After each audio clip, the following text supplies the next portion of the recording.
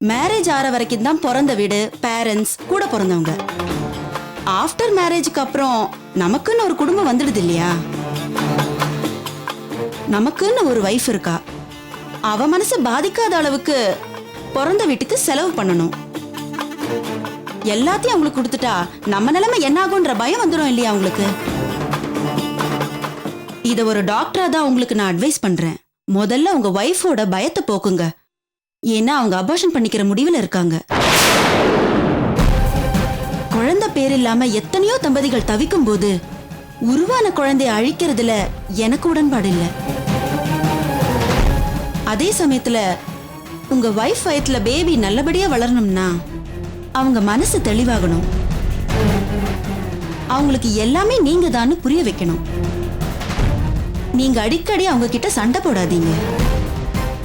அது அவங்களையும் அவங்களுக்கு பிறக்க போற குழந்தையும் பாதிக்கும். இத சொல்லத்தான் நான் அவங்கள கூப்பிட்டேன். கவனமா நடந்துக்கோங்க. ஓகே டாக்டர், நான் வரேன்.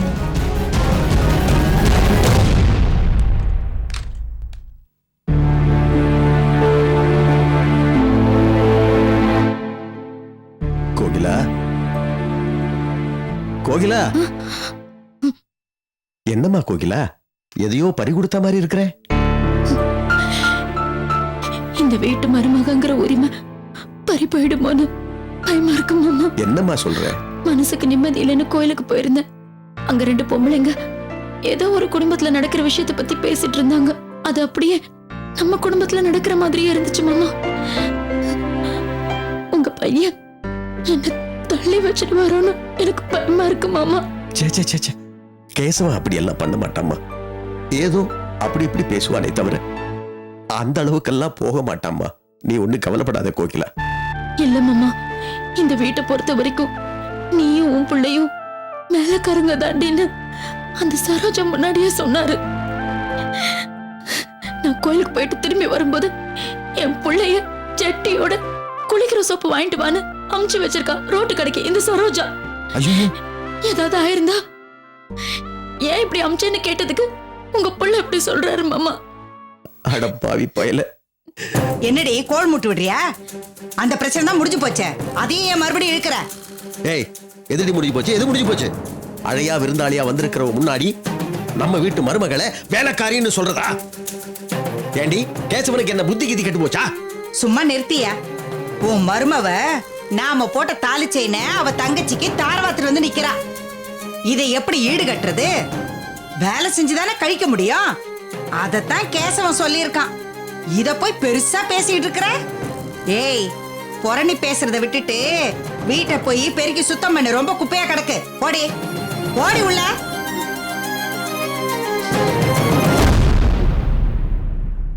இத பாரியா, சரோஜாவை இன்னொரு வாட்டி அழையா விருந்தாளின்னு சொன்ன எனக்கு கெட்ட கோவம் வரும். மருமகளுக்கு சப்போர்ட் பண்றியாக்கோ? 2 பேரையும் சேர்த்து கழுத்து பிடிச்சு வெளியே தள்ளிடுவேன். ஞாபகம் வச்சுக்க. ஆடுடி ஆடு. எவ்வளவு நாளைக்கு தான் இந்த ஆட்டத்தை ஆட போறேன்னு நானும் பாக்குறேன். இந்த ஆட்டத்துக்கு அந்த ஆண்டவன் ஒரு முடிவு வச்சிருப்பாண்டி. வச்சிருப்பான்.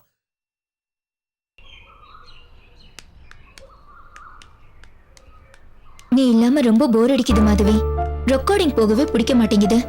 ஏங்கா ஏவிஎஸ் சார் என் மேல உள்ள கோவத்தை உங்க மேல காட்டி ஓரங்கட்டி உட்கார வச்சுட்டாரா? சே, அவரே கிட்டத்தட்ட ஃபீல்ட் அவுட் ஆகுற நிலைமையில தான் இருக்காரு. முன்ன மாதிரி அவரை இப்பெல்லாம் ரெக்கார்டிங்ல எல்லாம் பார்க்க முடிய மாட்டேங்குது. புது மியூசிக் டைரக்டர்ஸ்லாம் வந்து அவரை ஓரம் கட்டி வச்சுட்டாங்க. என்ன இருந்தாலும் அவரோட மியூசிக்கு ஒரு ரசிகர் கூட்டம் இருந்துட்டே தான் இருக்கு. அதெல்லாம் போன ஜெனரேஷன் மாதிரி ஆயிடுச்சு Madhavi.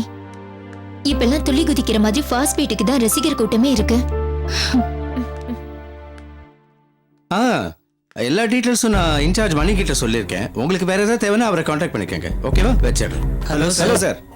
Music director AVS sir தானே நீங்க? ஆமா சார் முன்னையெல்லாம் 10 படம் ரிலீஸ் ஆச்சுன்னா 8 படத்துல உங்க மியூசிக் தான் இருக்கும். இப்போ ஒரு படத்துல கூட உங்க மியூசிக் இருக்கிறது இல்லையா? ஏன் சார்? நீங்களா என்ன இன்டர்வியூ பண்ண வந்திருக்கீங்களா? ஏன் சார் இன்டர்வியூனா தான் பதில் சொல்லுவீங்களா? ஒரு ரசிகனா கேக்குறேன், சொல்லுங்களேன் சார். பணத்தை போட்டு படம் எடுக்கிறாங்கல்ல ப்ரொடியூசர்ஸ், அவங்க கிட்ட போய் கேளு ஏன் ஏவிஎஸ் மியூசிக் பண்ணலன்னு, பதில் கிடைக்கும். ஏன் சார் கோவிச்சுக்கிறீங்க? நீங்க நல்ல மியூசிக் போட்டா உங்களை ஏன் சார் கூப்பிடாம இருக்க போறாங்க? எப்ப பார்த்தாலும் வயலின் அள வச்சுக்கிட்டு தானா எவன் சார் உங்க மியூசிக்கை கேட்பான்? உள்ள துடிச்சுக்கிட்டு இருக்க இதே வெளியில வந்து குதிக்கிற அளவுக்கு அதிரடியா போடணும் சார் மியூசிக்கு. சும்மா ஹார்மோனியத்தை தடவிட்டு லாலாலான்னு சொல்லிக்கிட்டு கோரஸ் பாட சொல்லி மியூசிக் பண்றது நிறுத்துங்க சார். கம்ப்யூட்டர்ல கம்போஸ் பண்ணி அதர் லாங்குவேஜ் ஆளுங்களை பாட வச்சு பாருங்க சார், சும்மா பட்டையை கிளப்போம். ஃபாரின் மியூசிக் ஆல்பத்தை வாங்கி அதுல இருந்து சுட்டு போடுங்க சார். வாய மூடுங்கடா. என்ன ஞான சூன்யம் நினைச்சீங்களா? முறைப்படி இசையை கத்துக்கிட்டு வந்து நான் மியூசிக் பண்ணிட்டு இருக்கேன் தெரியுமா உங்களுக்கு? இந்த கம்ப்யூட்டர்ல இருந்து வெட்டி ஒட்டி பண்ற மியூசிக் எல்லாம் நல்லா பண்ண முடியாது. அது செத்த பணத்தை அறுத்து போஸ்ட்மார்ட்டம் பண்ற மாதிரி. அப்ப என்ன உங்க மியூசிக் புதுசா குழந்தை பிறக்கிற மாதிரின்னு சொல்றீங்களா? அப்படி பிறக்கிற குழந்தை கூட ராகம் என்னன்னு தெரிஞ்சுக்கிட்டா சார் தாலாட்ட ரசிக்குது, இனிமையா இருக்குன்னு சொல்லி தானே ரசிக்குது.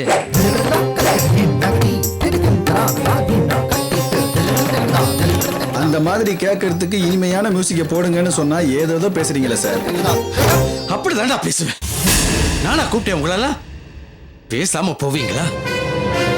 மியூசிக்கை பத்தி தெரியாத கண்ட கழுசடைங்களா எனக்கு அட்வைஸ் பண்ண விட்டாளுங்க. இடியட்ஸ். இல்லனா வீட்ல இருக்க வேண்டியதானே? என்னடா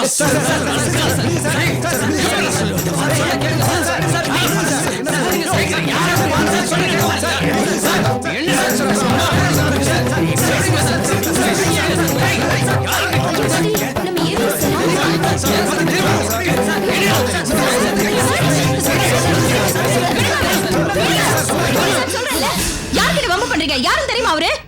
டப்பா மியூசிக் டைரக்டர் ஏவிஎஸ்னு தெரியுமே எங்களுக்கு. நல்லா மியூசிக் போடுங்கன்னு சொன்னா எங்க சட்டையை பிடிக்கிறாரு. மரியாதை பேசுங்க. உங்க அப்பா வயசு இருக்கும் அவருக்கு. நீ என்னமா அவருக்கு சப்போர்ட்டா? ஜனங்க ரசிக்கிற மாதிரி மியூசிக் போட சொல்லி கேக்குறது தப்பா? ஜனங்க ரசிக்கிறாங்கிறதுக்காக கண்ட காட்டுக்கத்தல எல்லாம் மியூசிக் கொடுக்க முடியுமா? இசையை கேட்டு மனசு உடம்பு மயங்கணும். வலிப்பு வந்த மாதிரி ஆட்டம் காணக்கூடாது. அப்படி பண்றது மியூசிக்கே இல்ல. ஸ்வரம் பிரிச்சு ராகங்கள் அமைச்சு இன்னென்ன சிச்சுவேஷனுக்கு இன்னென்னதுதான் ஒரு ஒழுங்குமுறையில் அமைச்சதுதான் நம்ம நாட்டோட மியூசிக். எந்த இலக்கணமும் இல்லாத ஃபாரின் மியூசிக்கோட இதை கம்பேர் பண்ண கூடாது.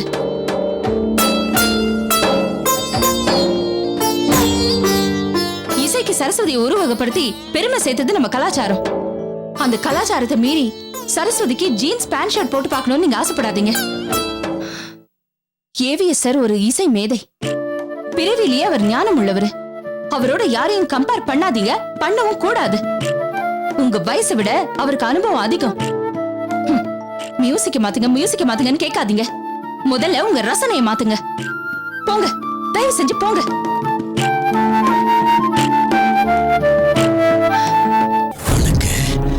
நல்ல சாரீரம் இருக்கோ இல்லையோ, நல்ல சரீரம் இருக்கு. அதை வச்சு வேற பழப்பு பழச்சு. அன்னைக்கு அவ்வளவு அலட்சியமா போனல, அதான் உன்னை இன்னைக்கு தெருவில் கொண்டு வந்து விட்டுருக்கேன். யூனியன்ல டிசைட் பண்ணியாச்சு. இன்னும் ஒரு வருஷத்துக்கு நீ எங்கேயுமே பாட முடியாது. உனக்கு ரெட் கார்டு போட்டாச்சு. தகுதி இல்லாம பாட வந்தல, உன் தகுதி தெருவில் தான் இருக்கு. போ. என்ன சார் நீங்க இவங்க கிட்ட போய்? தப்புதான் மாதவி. எனக்கு தாங்குற அகங்காரம் இருந்துச்சு ஒழிய தன்மையை அதை எப்படி எடுத்து சொல்லணுங்கிற பக்கம் தெரியாம போச்சு. அவங்க சின்ன பசங்க, இந்த வயசுல அப்படித்தான் பேசுவாங்க. பதிலுக்கு நானும் அப்படி பேசியிருக்க கூடாது. எடுத்து சொல்லியிருக்கணும், இல்ல விலகி போயிருக்கணும். இந்த வயசுல உனக்கு இருக்கிற அனுபவம் என்னோட இத்தனை வயசுல எனக்கு இல்லாம போச்சு. என்ன சார் நீங்க இதுக்கு போய் இவ்வளவு ஃபீல் பண்றீங்க? இப்ப நடந்த சம்பவத்துக்காக மட்டும் நான் வருத்தப்படல. இதுக்கு முன்னாடி எத்தனை பேரை நான் கடுமையா திட்டி இருக்கேன். ஏன் மாதவி கிட்ட நான் எவ்வளவு கடுமையா நடந்துட்டு இருக்கேன். சார் அதெல்லாம் மறந்துருங்க சார் ப்ளீஸ். சரி மாதவி, இப்ப நீ என்ன பண்ணிட்டு இருக்கமா? ரெக்கார்டிங்கு கூட வர முடியாத சூழ்நிலை உனக்கு. ஆமா சார், கொஞ்சம் கஷ்டம்தான். இருந்தாலும் வாழ்ந்தே ஆகணும் இல்லையா? சின்ன சின்னதா வேலைகள் நிறைய இருந்தாலும் எனக்கு தடைகள் அதிகம். அதனால எந்த வேலையிலயும் தாக்கு பிடிக்க முடியல. நானா அதுவான்னு ஒரு யுத்தமே நடக்குது சார்.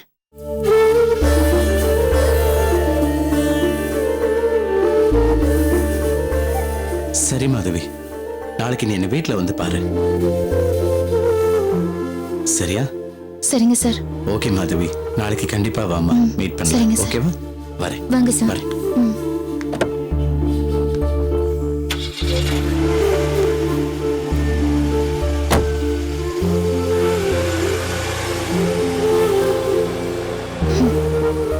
எவ்வளவு கம்பீரமா இருந்த மனுஷன் வாழ்க்கை ஏன் இப்படி மாறி போகுது? யார் போட்ட கணக்கு இது? கடவுள் போட்ட கணக்குன்னு சொல்லுவாங்க. அது உண்மையா இருக்கும். என்ன மனுஷன் போட்டா ஒரு நேரம் சரியாவும் ஒரு நேரம் தப்பாவும் போலாம். சோ கணக்கு கண்டிப்பா கடவுள் போட்டதுதான். போலாமா? வாங்கக்கா.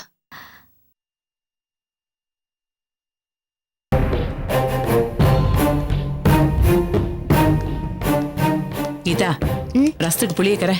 எவ்வளவுமா போடணும்? ஒரு எலுமிச்சம்பழ அளவு கரை.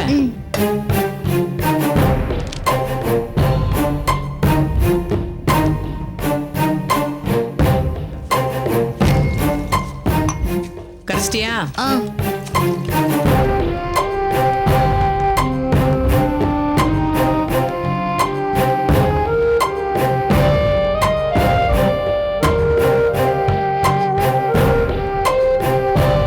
நீ எல்லாம் ஒரு பெரிய மனுஷி.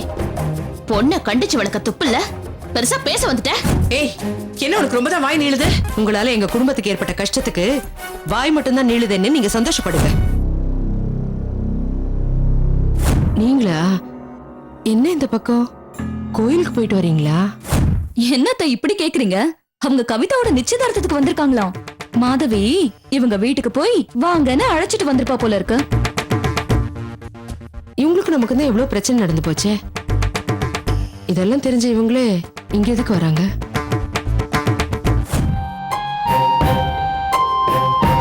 தேவிக்கம்மா,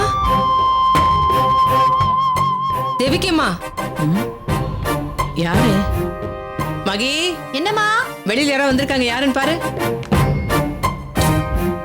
போமா, உனக்கு வேற வேலையே இல்ல. யாருன்னு போய் பாருடி. வேலையா இருக்குன்னு தானே சொல்றேன்.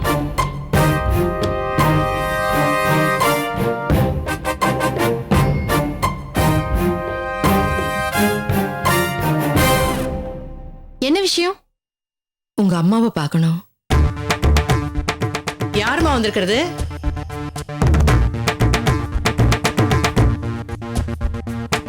அம்மா வேலையா இருக்காங்க. விஷயம் என்னன்னு சொல்லுங்க, நான் போய் சொல்றேன். அவங்க கிட்ட தான் இதை பேசணும். கொஞ்சம் கூப்பிட. என்ன விளக்கானோ? சரி, நான் போய் பார்த்துட்டு வரேன். நீ தாளிச்சு வை. சரி.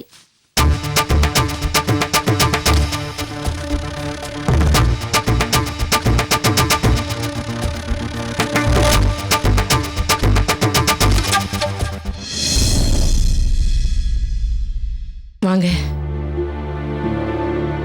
என்னடி நீ வாசல்ல நிக்க வச்சு பேசிட்டு இருக்க? உள்ள கூட்டிருக்கலாம்ல?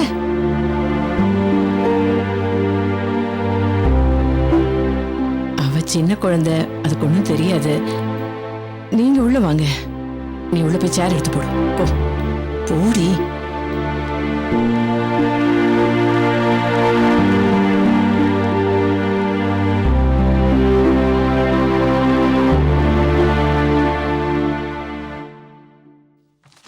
உட்காருங்க. புக் எடுத்துட்டு போ. அம்மா கீதா, போய் மோர் கொண்டு வாமா. ஒன்றும் வேண்டாங்க. ஏய், நீ போய் கொண்டு வாமா. போ. கவிதா கல்யாண விஷயம் நல்லபடியா போயிட்டு இருக்கா? கொடுமா, சாப்பிடுங்க. இந்தாங்க.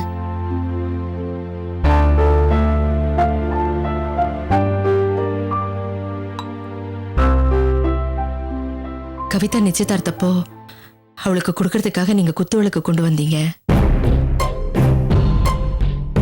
நானும் இப்போ உங்களுக்கு கொடுக்கறதுக்காக ஒரு குத்துவிளக்கு கொண்டு வந்திருக்கேன். என் பொண்ணு மாதவி தான் அந்த குத்துவிளக்கு. அவளுக்கு உங்க பையனை நிச்சயம் பண்றதை பத்தி பேசுறதுக்கு தான் நான் இப்போ வந்திருக்கேன்.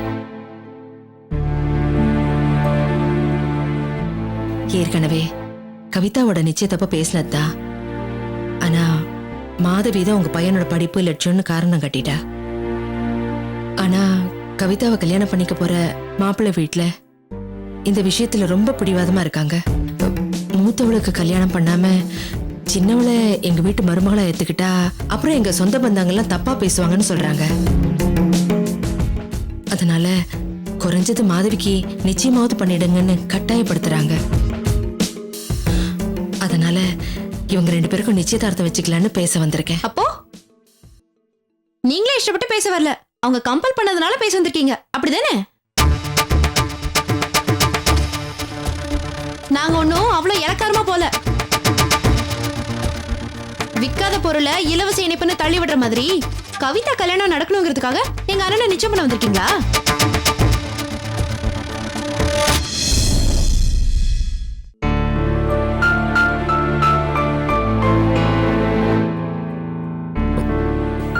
வணக்கம்.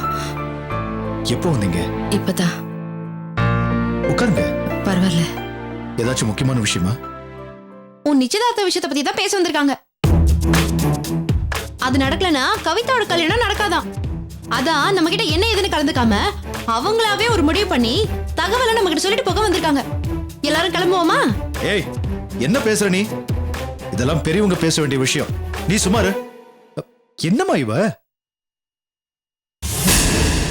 அம்மா, உங்களை தான் கேக்குறேன். பெரியவங்க பேச வேண்டிய விஷயம் தான். ஆனா நம்ம வீட்ல பெரியவங்க யாருமே இல்லைன்னு சொல்லி இவங்களே முடிவு பண்ணி சொல்றாங்களே, இது என்ன ஏதுன்னு கேட்க மாட்டியா? ஏய், நீ கொஞ்சம் பேசாம இருக்கியா? எதுக்கு பேசாம இருக்கணும்? இப்ப பேச முடியலனா எப்பவுமே பேச முடியாம போயிடும்.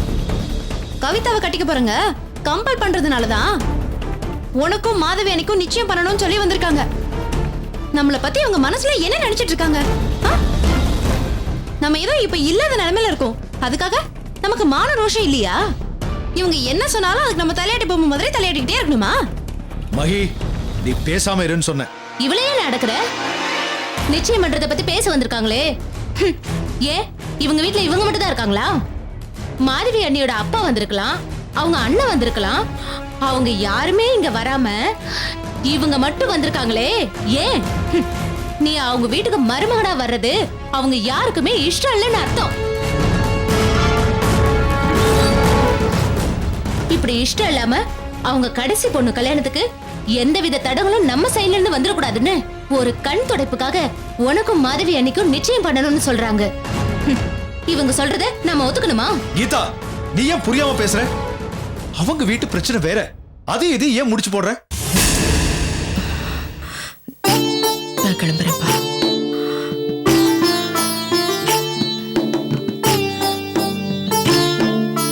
போயிட்டு வரேங்க.